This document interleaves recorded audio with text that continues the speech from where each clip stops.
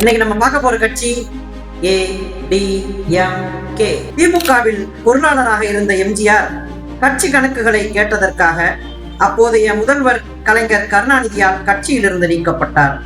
அதன் பின்னர் 1972 அக்டோபர் 17 அன்று எம்ஜி ராமச்சந்திரன் அவர்களால் தொடங்கப்பட்ட கட்சிதான் அதிமுக.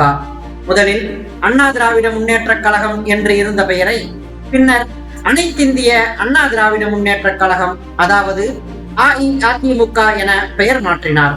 ஏழை எளிய மக்கள் எளிதில் அடையாளம் காணும் வகையில் இரட்டை இலை சின்னத்தை தனது கட்சிக்காக தேர்ந்தெடுத்தார். 1977 தன் முதல் தேர்தலிலேயே ஆட்சியை அமைத்து தமிழகத்தில் எம்ஜிஆர் அவர்கள் முதலமைச்சரானார். 1977, 1980 மற்றும் 1984 என 3 முறை தொடர்ந்து வெற்றி பெற்று எம்ஜிஆர் தான் மறையும் வரை முதலமைச்சராகவே இருந்தார். சத்துணவு திட்டம் போன்ற மக்கள் நலத்திட்டங்கள் இவரின் காலத்தில் புகழ் பெற்றன.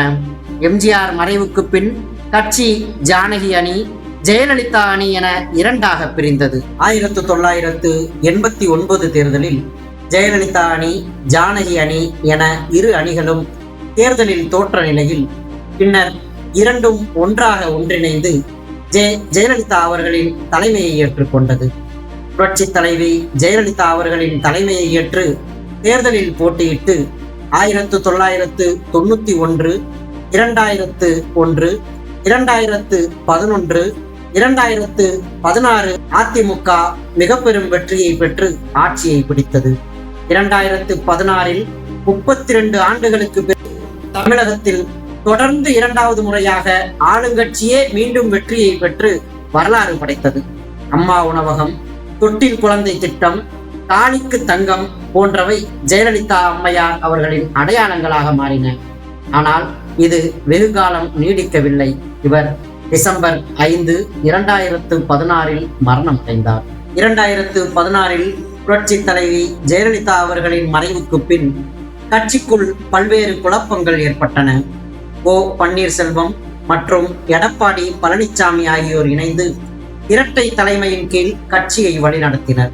இதனைத் தொடர்ந்து நீண்ட சட்ட போராட்டத்திற்கு பிறகு 2023 எடப்பாடி பழனிசாமி அவர்கள் அதிமுகவின் பொதுச் செயலாளராக பொறுப்பேற்றார். தற்போது அதிமுக தமிழகத்தின் பிரதான எதிர்க்கட்சியாக செயல்பட்டு வருகின்றது. 2026 சட்டமன்ற தேர்தலை முன்னிட்டு பல்வேறு வாக்குறுதிகளையும் கூட்டணி பேச்சுவார்த்தைகளையும் முன்னெடுத்து வருகின்றது.